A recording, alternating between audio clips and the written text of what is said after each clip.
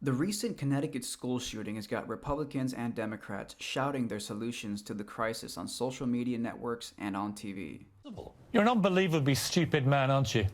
When the Republicans call for the protection of the personal right and freedom to carry guns, the liberals say, "Screw you!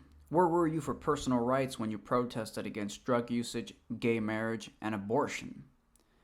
When the Democrats call to ban guns, the conservatives say, "Screw you! You want me to protect the personal right to drugs and gay marriage while you take away my right to carry guns? Fuck you, liberal scum!" Ah, yes. But the irony, as is usually the case, is that both the Democrats and the Republicans are 50% right and 50% wrong. Things like the personal right to carry guns, use drugs, partake in gay marriage, and even abortion all fall into the same logical category of individual liberty and freedom from government impositions.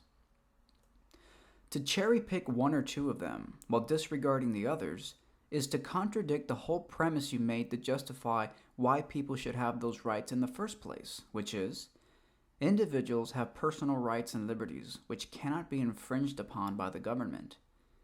If you support any of these personal rights, you are logically required to support them all, with a possible philosophic exception for abortion because it involves another life.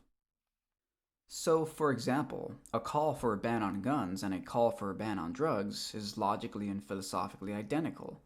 In addition, not only are they similar in terms of philosophy, but they are also similar in terms of how they will play out functionally in society. In both cases, here's what will happen. 1. If you ban guns and drugs, people will find alternative ways to get guns and drugs. For example, guns will be bought in a dark alleyway, and drugs will be bought in a dark alleyway. There's now a black market for guns in the UK because they banned them. And as you probably already know, there's a huge black market for drugs in the United States because we banned them. Number 2, if you ban guns and drugs, people will find alternatives to each of them. For example, a ban on guns will cause murderers to use knives. If you ban knives, then they'll use baseball bats or chemical poisons, and the list goes on. With a drug ban, drug users will use household chemicals, homemade concoctions, or new dangerous drugs that are circulating which have not yet been prohibited.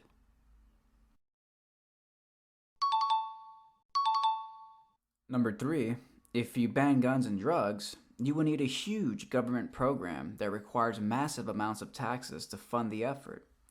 With the war on drugs, taxpayers have had to spend billions over the past 4 decades, even though there are more drug users today than there were when the drug war began.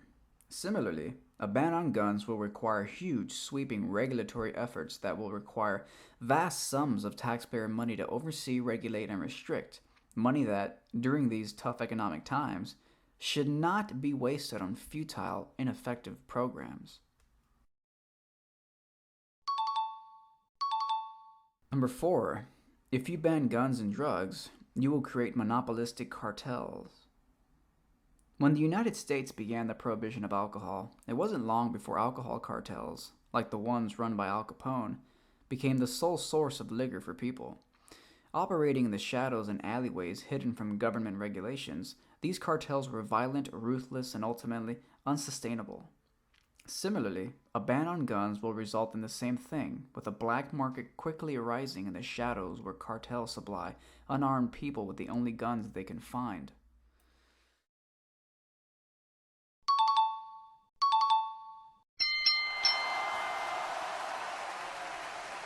The similarities between a ban on guns and a ban on drugs are so obvious that it's hard to grasp why most Republicans and Democrats are not consistent on their positions.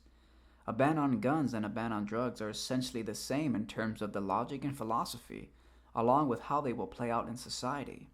To say in one sentence that you support a gun ban, then to say you're against a drug ban, is a logical and functional contradiction.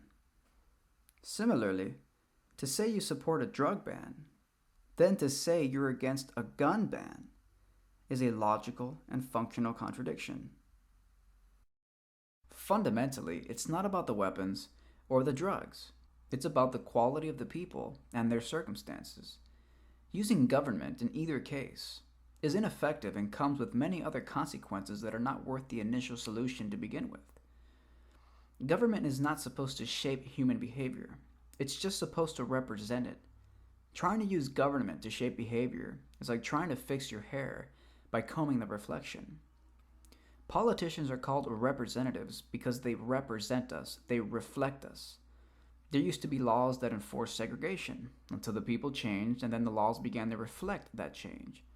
Government change comes after a change in the people, just like a change in the reflection comes after you fix your hair. The point is, you have to change hearts and minds before you change laws and regulations.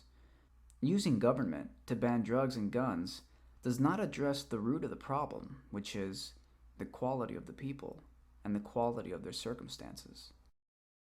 To deny this simple truth is to ignore the true path to a sustainable solution. Do you really care about the deaths of children? Or are you just trying to push a political agenda?